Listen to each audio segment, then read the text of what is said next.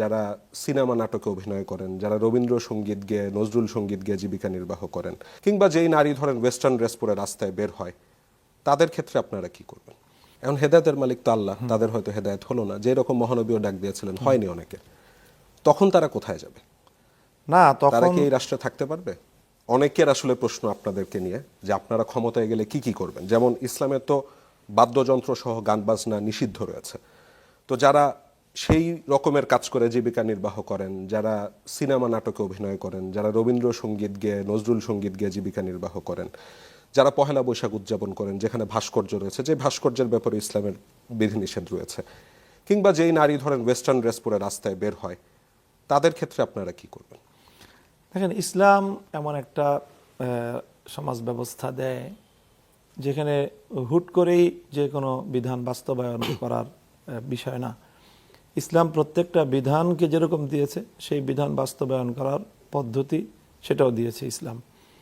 যেরকম ধরেন, ইসলামে মদ্যপান করা হারাম, কিন্তু এই মদ্যপান করাটাকে একদিনে ইসলাম হারাম করেনি।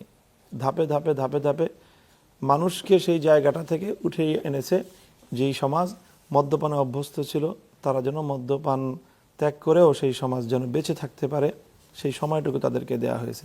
ইসলাম চুরি করার বিধান দিয়েছে, কিন্তু প্রথম দিনই একটা মানুষ চুরি করেছে, হাত কেটে দিয়েছে। বিষয়টা কিন্তু এরকম না, যেভাবে ভুলভাবে রিপ্রেজেন্ট করা হয় ইসলামকে।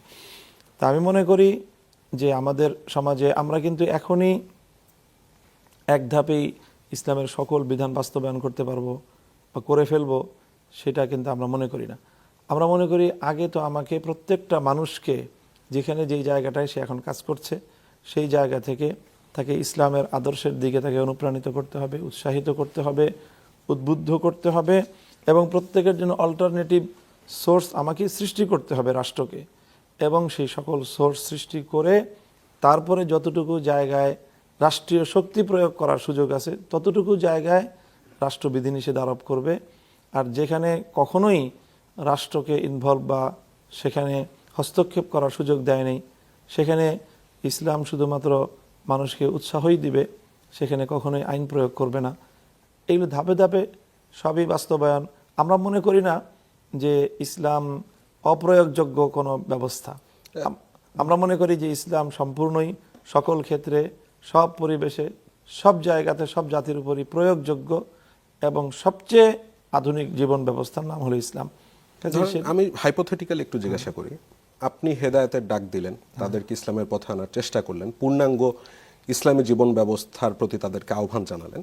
এখন হেদায়েতের মালিক তো আল্লাহ, তাদের হয়তো হেদায়েত হলো না, যে রকম মহানবীও ডাক দিয়েছিলেন, হয়নি অনেকে। তখন তারা কোথায় যাবে? না, তখন তারা কি এই রাষ্ট্রে থাকতে পারবে? না, তারা সব কাজ, ব্যক্তিগত সমস্ত কাজের উপরে নিষেধাজ্ঞা আরোপ করা হয় না। যেই কাজের দ্বারা সমাজ মানে এফেক্টেড হয় সেই কাজগুলোকেও প্রকাশ্য রূপে করতে নিষেধ করা হয়। কোনো ব্যক্তি যদি তার ব্যক্তিগত ক্ষেত্রে এমন কিছু কাজ করে যেটা আল্লাহ নবী বলেছেন যে প্রত্যেক মানুষের ঘরে ঘরে গিয়ে তদন্ত করে, অথবা প্রত্যেক মানুষের অন্তরের মধ্যে কি আছে সেই জায়গা পর্যন্ত মানুষের অন্তর থেকে তার অবস্থা বের করে এনে বিচার করার দায়িত্ব তো আমার না। আমার দায়িত্ব হলো ওভারঅল সমাজটাকে একটা সুন্দর পরিবেশ রক্ষা করা, সেটাই। এখন কোনো নারী যদি ওয়েস্টার্ন ড্রেস পরে পাবলিক স্পেসে যেতে চায়, সে কি করবে? না, তাকে ইসলামের যে ড্রেস কোড আছে সেই ড্রেস কোড অনুসরণ করতে তাকে উৎসাহিত করা হবে। এর চেয়ে বেশি তো ইসলাম বাধ্য করে নাই। আচ্ছা।